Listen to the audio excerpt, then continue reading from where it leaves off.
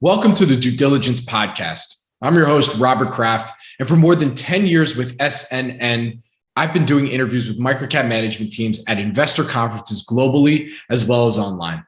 Our SNN Live CEO video interviews are meant to pique interest, and then one can discover more by going to that company website. But personally, I always have more questions I want to ask.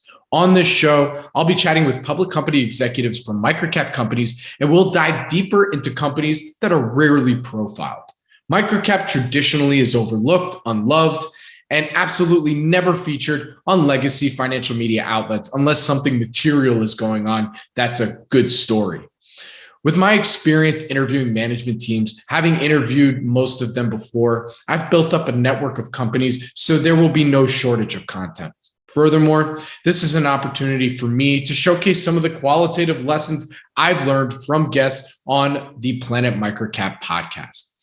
You can expect high-quality interviews with management teams that may have exposure to broader macro trends that you may never have thought of. One of the many reasons why I love the microcap space. So if you love microcaps and especially love learning about companies before the professionals do, let's start our due diligence. This podcast is for informational purposes only and is not provided as financial, legal, or any other advice. The information is not investment advice or an offer to buy or sell any securities or make any investment. The views expressed by guest speakers are their own, and any reference to third-party products, services, or information does not constitute an endorsement thereof by SNN or its affiliates. SNN expressly disclaims all liability for any individual's use of the information presented in this podcast. My guest on the show today is Jacob Suen, President and CEO of Airgain. It's a publicly traded company. The symbol is AIRG on NASDAQ. Airgain is a leading provider of wireless connectivity solutions, creating and delivering products that include embedded components, external antennas, and integrated systems across the globe. The company's mission is to connect the world through optimized integrated wireless solutions. Airgain's expertise in custom cellular and antenna system design pairs with their focus on high growth technologies and their dedication to simplifying the growing complexity of wireless. With a broad portfolio of products across the value chain, from embedded components to fully integrated products, Airgain helps to solve critical connectivity needs in both the design process and the operating environment across the enterprise, automotive, and consumer markets. Jacob has been with the company for 15 plus years and has seen the company grow to where it is today and is now steering the ship since taking over as CEO in 2019. We talk about his full experience at the company, plus how the company has evolved from providing components to wireless systems, upselling Airgain's product suite to its tier one clients, competing in the IoT space, and where he sees the company in 3 to 5 years and inflection points to get them there. With that, please enjoy my conversation with Jacob Suen, President and CEO of Airgain. Jacob, thank you for joining me today. How are you doing? Great, and thank you for having me, Robert. It's great to have you on here. So I've been following the company for actually the last few months because I believe the company was just in our index, the Planet MicroCap index, and so I reached out because I wanted to dive deeper, learn a little bit more about the company. So as we always do here, we start off, can you give us that one line that best describes Airgain? Yeah. For me, Airgain stands for RF expertise. So Airgain knows radio frequency better than anybody else. And that has been the foundation. So if you talk about one sentence is Airgain knows RF. Very good. All right. Okay. Well, that'll kick us off right. Very good. So let's get a little history of the company. I know it was founded back in 2003, the IPO in 2016. I think you've been in the company for what, 15 plus years now. So yeah, give us that full history and how the company got to where it's at today. Yes, I've been blessed to be with the company for that long. I joined the company back in 2006. At that point was still the 11 BG days.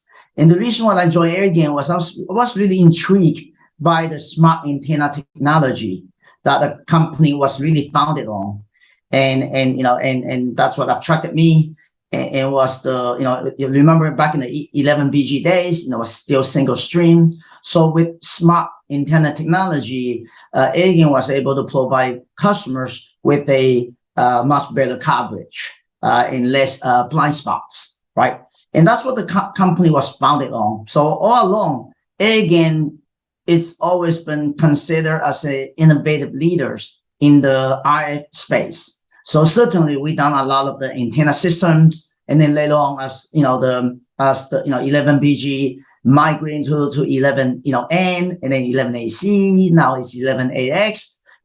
We work very closely with major service providers throughout all these years. So we've been focusing for a number of years until we went IPO 2016 on the consumer, specifically in-home wireless space. Even though our foundation was really our expertise in RF, what we sell to the customers is the antenna systems. Now, I took over as the CEO 2019, and it is at that time the board and I decided that we need to change in the company direction. While we believe in the consumer market, we know we need to expand into other markets, and we also felt like we know so much about the system level, and we really need to get rewarded for that type of expertise. And that's why I took the company and transitioned the company into the automotive, into the enterprise market with complete active system. So in the last few years, we came up with a number of products in the IoT space for enterprise, in the Wi-Fi AP space for enterprise, and then smart utility applications, as well as active product for automotive, such as our Airgain Connect platform. So now I think that Airgain now has 3 growing verticals in consumer, enterprise, and auto, and really taking advantage of our expertise in regards to radio frequency. Very good. So actually, I'm definitely going to ask you about that in a little bit, about those 3 verticals and, especially why the choice to go into automotive as well as enterprise. But before we get there, tell us a little bit more about the product set itself. What exactly are the products that you're now selling to consumer, automotive, as well as to enterprise? Great questions. So prior to, I would say, 2019, we've been focusing a lot on what we call the embedded products. So those are the products that gets into someone else's device, namely for gateways, for TVs, etc. We have our antenna system that go into someone else's device. That's still the case predominantly in the consumer space. Now, what we have developed recently are what we call integrated product. Those are the complete active system that we are now provide, such as our Airgain Connect antenna modem systems, such as the IoT system in regards to asset tracker, some of the complete system that we're selling into the Wi-Fi enterprise Wi-Fi AP product. And then the other category is what we call our standalone passive antenna system.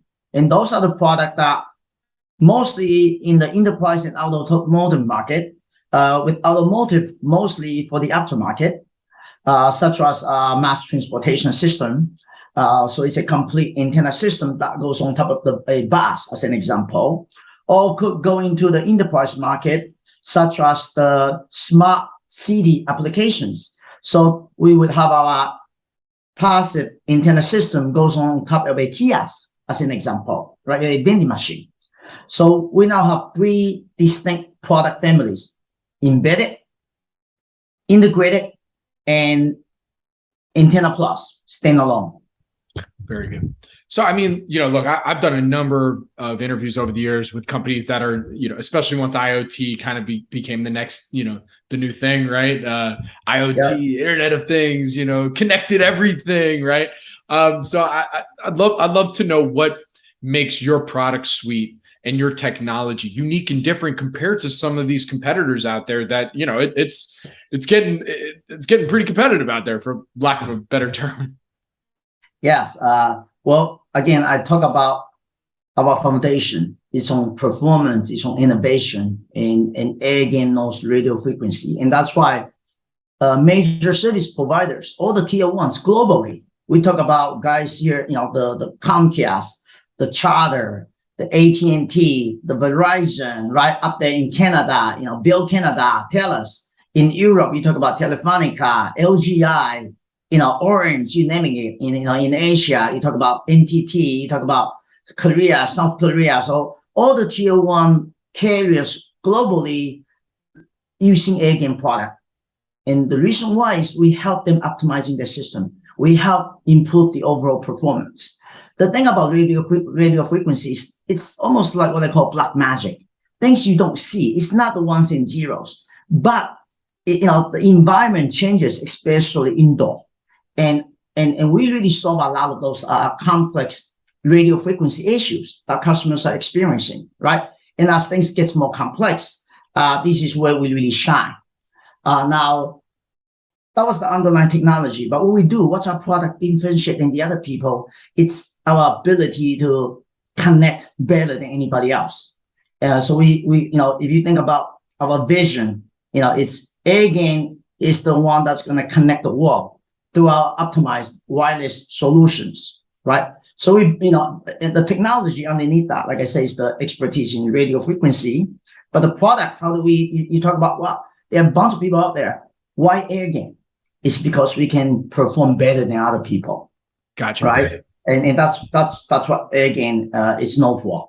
Gotcha. So I want to do a follow up to that because, in the microcap space, there's a number of companies that, whatever the product suite or technology is, sometimes they'll say like, hey, yeah, we work with these tier one customer base. And, sometimes, maybe the revenues don't always reflect that, because so as an, we're thinking to ourselves, we're looking to say, okay, so what does that exactly mean? Do they just get started? Are they ramping? What does that mean? So I asked that to you when you say that you work with these tier one companies and they're starting to use your product suite in various different ways. What does that actually look like, and how's that ramp from there? Well, actually, we've been working with them for many years. So companies such as the MSOs, Charter, AT&T, Charter, Comcast, right? Even the service providers, AT&T. So they've been using our product for many years.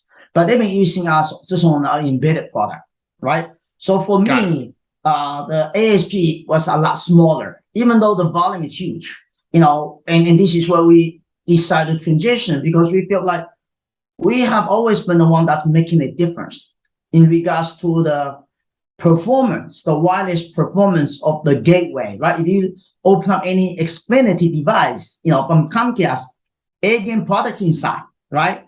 And you think about that, they always been focusing on just the chipset, right? But everybody have the same chipset. And what they understand is that how do you differentiate your system or your gateway from others? How do you guarantee a certain type of service or bandwidth? It's got to be the wireless piece, right? And this is where Airgain can really help them. Now, we've been doing that for many years. What's different now about moving forward is upselling. That's where we say, hey, what if we're creating a C-band product that I can go back to the same people we've been working with, but now I'm going to be able to sell them at a much greater ASP. We talk about 100 times more than what I'm just selling a low-cost antenna system, right? And that's the stuff that we do on the consumer side. The enterprise side, we're really active with our IoT products, right? So we're into, we have cellular modems that's selling into EV, the EV market as an example. We have our, asset tracker that's widely deployed into logistics companies. And then we certainly also into, smart meter application. So we're also seeing that growth with our integrated product, right? Got it. All right. So pretty much just so I understand myself. So in working with these tier one partners right now, they're using, low cost, smaller components that you have that relationship with. But the idea was back when you became CEO in 2019 is that you decided, okay, great that we work with them, but we need to update the product set so that we can upsell them more of what we do here, from, just everything that you do there. Right. Is that how folks should better understand where the company's at right now? Yeah, on the consumer side, right? Okay, so we have a different strategy for the enterprise and the auto. Let's on the talk about consumer that. side, you said it really well. It's how do we take advantage of that stickiness? Because it's really difficult to win the trust of the service providers, especially the tier one. But for Airgain, we have always been their strategic partner. When they have a device, they come to Airgain looking for advice on how do we optimize it. So throughout the years, they recognize and appreciate Airgain's core competency, which is, RF expertise. And this is where, for me, that was always the hardest part, because people buy from people they like and they trust. And with Airgain, we already earned that. And that's why it's easier for us to also selling them a more complete C-band product, because many of them are thinking about C-band in a millimeter wave. And Airgain is the ideal partner for that. Now on the enterprise and in the auto, it's different. We are selling more complete system but some of them is for enterprise customers, which is, a lot, it's not as big, not a single biggest customers, but many smaller ones, right? So different sales strategy and product portfolio. Very good. So let's go down that road on those two verticals. Why did you decide as your strategic initiative, okay, now we want to go after automotive and enterprise? Well, like I said, I always believe that we already know system, right? And as we look into some of the newer market, we identify enterprise being very lucrative, but enterprise is so big. So we started seeing, hey, what are some of the sub-markets? And one sub-market or several sub-markets we identified would be the Wi-Fi, the enterprise Wi-Fi AP. And we already know a couple major, players in that space that we actually have relationship with. So it's natural for us to work with them in providing the complete system, right? And then, IoT, we look at the industry IoT, we see huge potential. And at that point was a buy versus build decision. And we were fortunate to be able to acquire NimbeLink at the beginning of 2021. And as you can see, it's been hugely successful. A company we acquired, we turned out, accretive from the get-go, and we're able to increase the revenue substantially, as well as the gross margin. And because we understand how do we, if you look into some of the reason why we bought that company is to quickly get into the IoT space on the industrial side. And also how can we do co-selling, and how can we leveraging our global sales organization to sell more of the IoT product. And we're able to, execute really well in each one of the things we identify. And that's why we're seeing, exceptional growth, from 2021 to 2022. And I expect that trend to continue, right? And then in the automotive side, we decided creating something innovative, which is with the Airgain Connect platform.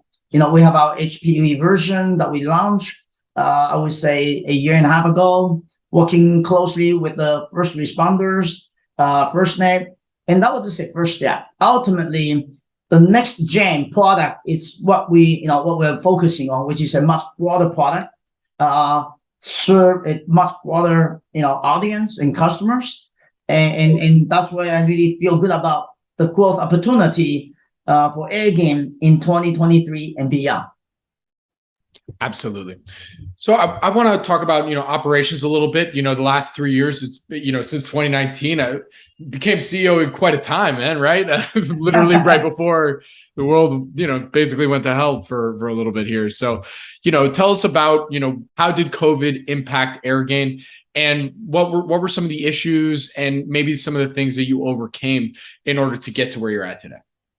Yes, great questions. I have to tell you, I wasn't expecting that when I took on the CEO position. It's COVID, and then it's the supply shortage, and we're still in it, by the way. I hope that it's gonna be the end of it soon, but we're still in it. And it's organizationally, COVID, it's the people not be able to work, closely like we used to be. As a system hardware company, I think that having people be able to be in the same meeting and do whiteboarding, those are critical stuff that we have to do. And I really feel fortunate that because we're working with some of the first responders, we still allow some of our engineering critical people to come back to work. But overall, I think that we lost some of those synergy as far as people's concerned. Look, we continue to execute. I mean, to be able to do another acquisition. Remember, we did the acquisition of NimbeLink during the pandemic year. So for me, when things goes tougher, it's when you really focus on execution. And this is when there's actually opportunities that you can take advantage of. So for me, it's not about getting shy away from the challenges. It's more about what are the opportunities now you can partake because of the challenges. And certainly the supply shortages is another thing that we have to deal with. We have contract manufacturers in China, and certainly, with some of the unpredictable lockdown, and even in Southeast Asia, with issues. And we have to overcome a lot of that. So we basically started expanding other contract manufacturers in the US, right? So again, it's to take on the challenges and come up with better solutions. So those are the ones that can execute better are the ones actually going to emerge even better when it's all said and done. That's how I see it.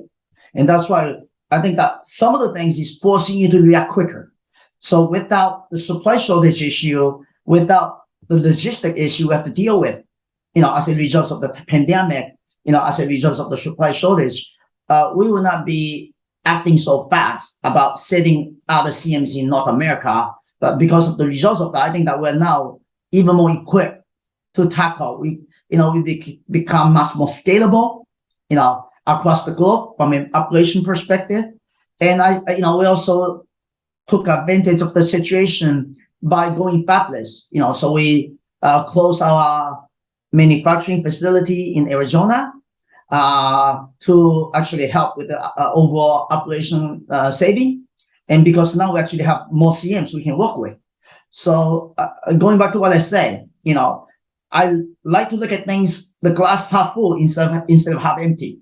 And it's more about how do you take advantage of that. Fair enough. Absolutely. So this is a question I love to ask everybody on here. Listen, you've gone to some investor conferences, you've done the one-on-ones, you're working at the guys at Gateway, they're making sure you're getting out there and whatnot. So in some of these conversations, what are some of the frequently asked questions that you still get from investors? What are they still somewhat confused about? Maybe we can address that here today when it comes to Airgain. Okay, well, great questions. And thank you. I think that's something that I would love for people to know, that Airgain is not what it was, when it went IPO. So as I mentioned earlier, prior to when IPO, Airgain was you want to call it more of a one-trick pony, right? Focusing on the service provider with, high performance antenna system, component company. Airgain today, it's drastically different. We are now a system company. We, that embedded now represents only 1/3 of our overall product portfolio and also our overall revenue, right? The other 2/3 are all system based. The stuff I just mentioned to you for the enterprise, or IoT, right? The stuff we're doing with the antenna modem systems, right? So a number of things. Now we're going to come up with fixed wireless access systems as well, right? So as you can see, Airgain today is a system company, which is drastically different than what it was way back. And because of the pandemic, many people still think of Airgain as an antenna company, which is no longer the case. So I hope that if one thing to take away from this conversation today is knowing that Airgain is now a system company, got a much greater market that the companies are attacking and already have product for them and selling. Very good. All right. So my next question for you, look, this is a MicroCap show. Some companies are profitable, some are not. And I wanted to address, because the company is growing revenues, right? From the Q2 numbers, from going from 2021 to 2022, just on the 6-month side for the first 6 months of this year, going from, just over 34 million to over almost 37 million, so the revenues are growing, but the companies did report, not profitable. So I'd love to know what is the company's path to profitability here? Well, second quarter, we already turned profitable. Okay.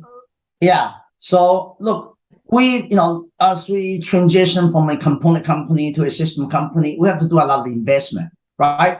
So as I indicated, 2019, when I took over, I started focusing on developing system product for the new market. And I'm happy to say that we now have a pretty decent product portfolio for the system product portfolio for enterprise and for automotive. And we're still going to do more. As I mentioned to you, the C-band product for the consumer market, that's going to come early next year. The stuff we're going to do, the next gen, the one that I really feel strong about on the, for the Airgain Connect platform, it's going to come out. So a lot of this is going to help grow the company in a big way. I mean, Airgain is a growth company, but given the current macro environment, we also recognize at the beginning of this year that, look, we have to focusing on operation discipline. And that's why Q1, we transition the factory out, to CMs. And that really helped reducing a lot of our operation expenses. And in Q2, we turned positive, EBITDA positive, and actually creating EPS positive as well. I expect that trend to continue in Q3 and in the foreseeable future. So we're going to still be a growth company, but we're going to be a growth company that actually being EBITDA positive, being profitable.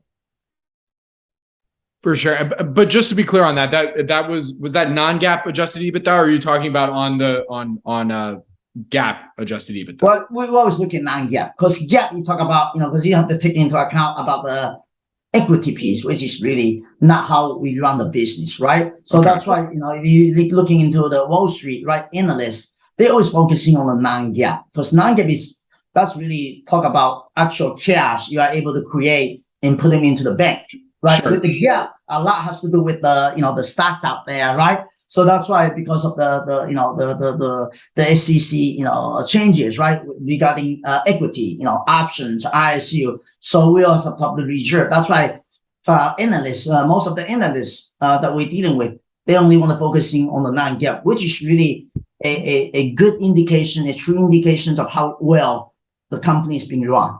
Got it. I just wanted to make sure we were clear, because to make sure. Yeah, I understand. So that's why when I say profitable, we talk about non-GAAP. Yeah. Gotcha. Okay. So another question I have for you, and I asked this to everybody on here. So, I mean, in your opinion, what would you say are some of the company's downside risks? Well, certainly the supply shortage is still not going away. We do see some improvement, so that's good to see. But it's still here. I think the macro environment, the war in Ukraine, right?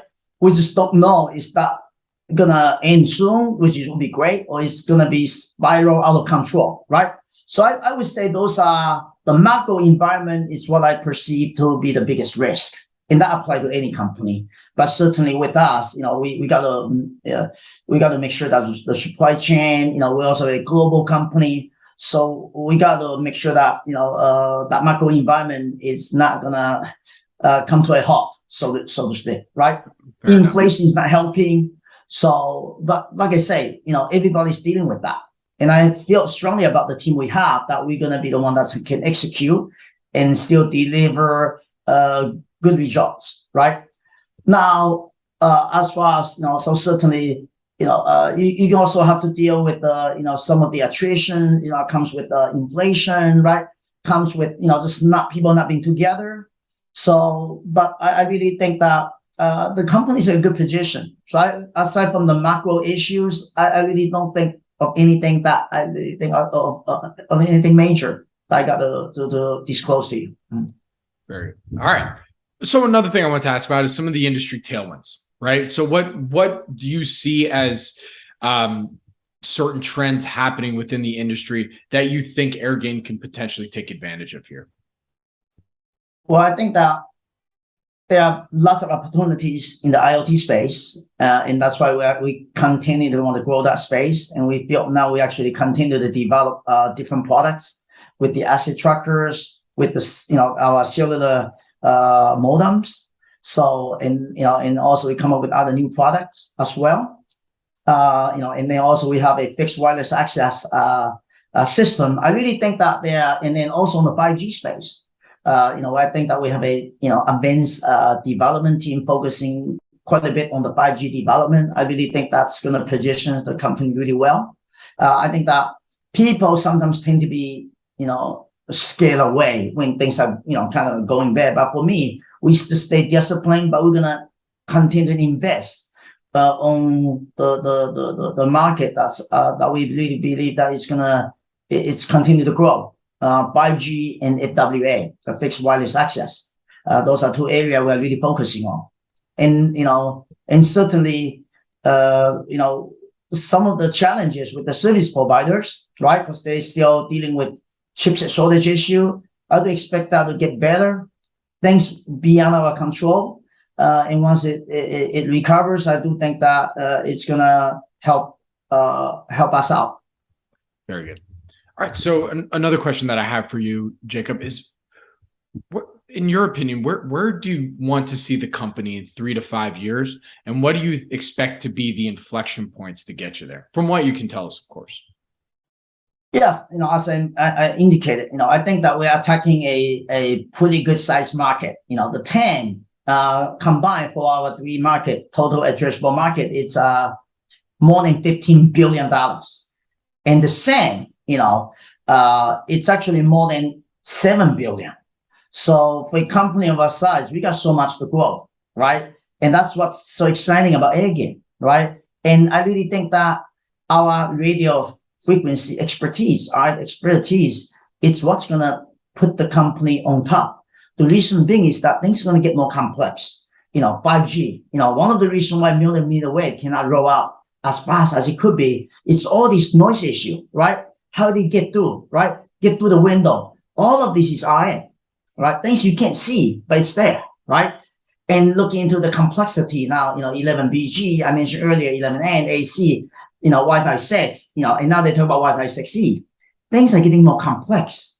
And as a result of that, they have to look for someone that's really expertise. And that's why service providers, when they develop the next generation of Wi-Fi 6E, they have to come to Airgain, for help. Because we are the one who can solve that complex problem. We make things simpler for them, right? And so with things getting more complex, I really think that the companies are well positioned than ever. And with the product that we're developing, right? I mentioned to you, FWA, 5G, C-band, Airgain Connect platform. I think that we have several disruptors, and all it takes is one of them to really, grow. The company will be quite different, in 2 or 3 years.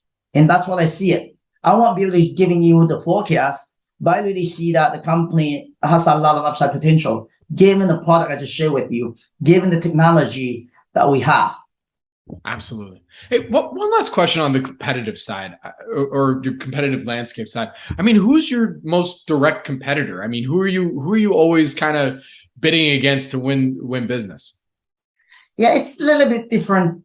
Depends on the market. And on the consumer side,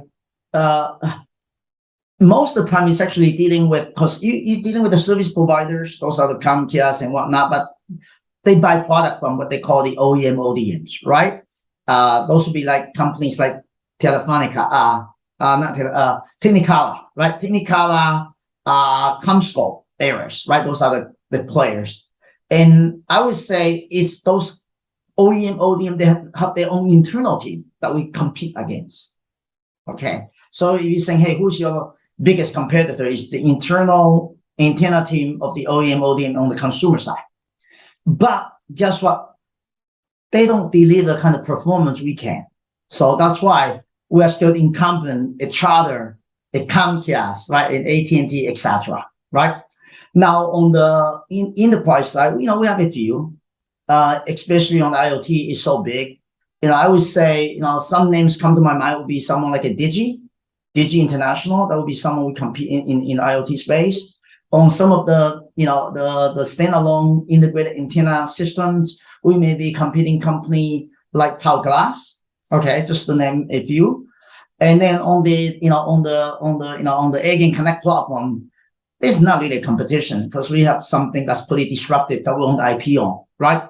Which is to having a fully integrated system on top of a vehicle, right? Or in the form of a fixed wireless access, that creating a much greater coverage that really there's no direct competitor.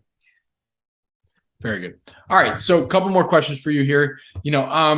As we said, you've been getting out there, you've been talking to geniuses like me and, going out on road shows, all that kind of stuff.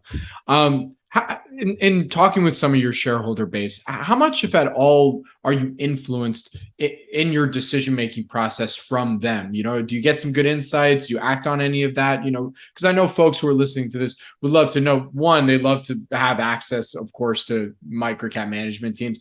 And two, they want to feel at a minimum that they're being heard, right? So love to hear your thoughts there. Yes. In fact, that's where I rely on my area partner gateway a lot.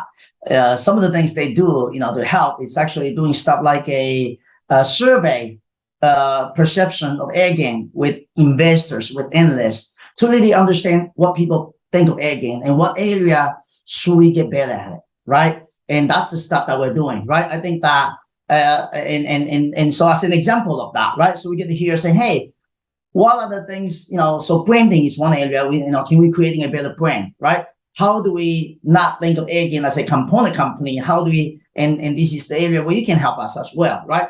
And then the other thing is, how do we stay disciplined, right? With our OpEx, right? I think things change when, I think that everybody was saying grow. But now they say, hey, Jacob, you got to be also disciplined, especially with the potential recession up and coming. So we got to also, that's why we pivot a little bit to make sure we're focusing a lot on operational efficiency, on OpEx control, to make sure that we're still going to grow, but we got to make sure we're watching our bottom line, and those are the stuff that, that we got through the feedback from investors, analysts, and people like you, give us really good indication, because you are out there, you hear, you learn, and we always appreciate those feedback. For sure, absolutely. And by the way, shout out, that's really smart. That's cool to hear that they do the surveys like that. That makes a whole bunch of sense. All right, so my last question for you today to close this out, I asked this everybody on here as my final question. How's your experience been being a public company CEO? It's not an easy job, but how have you been approaching it, and do you enjoy it? The answer is yes.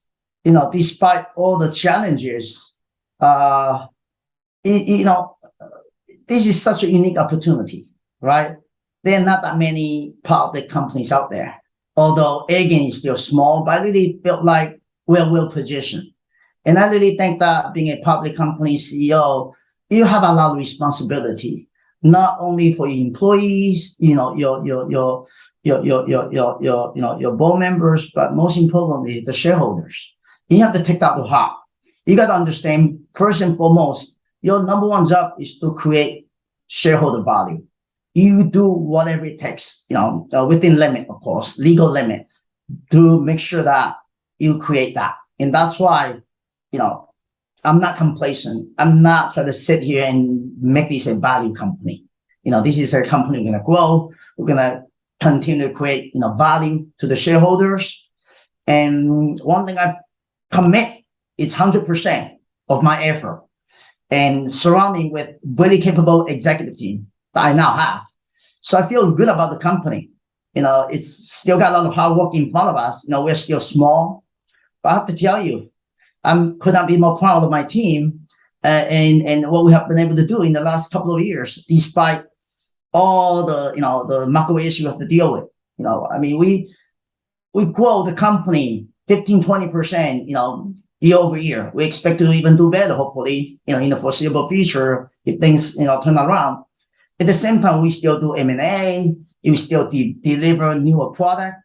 The boat, the ship is marching ahead, not stopping. Okay, that's how I think. Okay, nothing's gonna stop us. We're gonna go to that promised land, and nothing's gonna stop us. Very good. There'll be storm along the way, but we're gonna get there. Very good. So, Jacob, with that, where can our audience go and find more information on Airgain? Yes, please visit our website at www.airgain.com. Very good. Well, Jacob, we're there. Thank you so much for joining me today. Answer all my questions. I really do appreciate it. Good luck. And I look forward to our next update. Thank you, Robert. Thank you. This podcast is for informational purposes only and is not provided as financial, legal, or any other advice. The information is not investment advice or an offer to buy or sell any securities or make any investment. The views expressed by guest speakers are their own, and any reference to third-party products, services, or information does not constitute an endorsement thereof by SNN or its affiliates. SNN expressly disclaims all liability for any individual's use of the information presented in this podcast.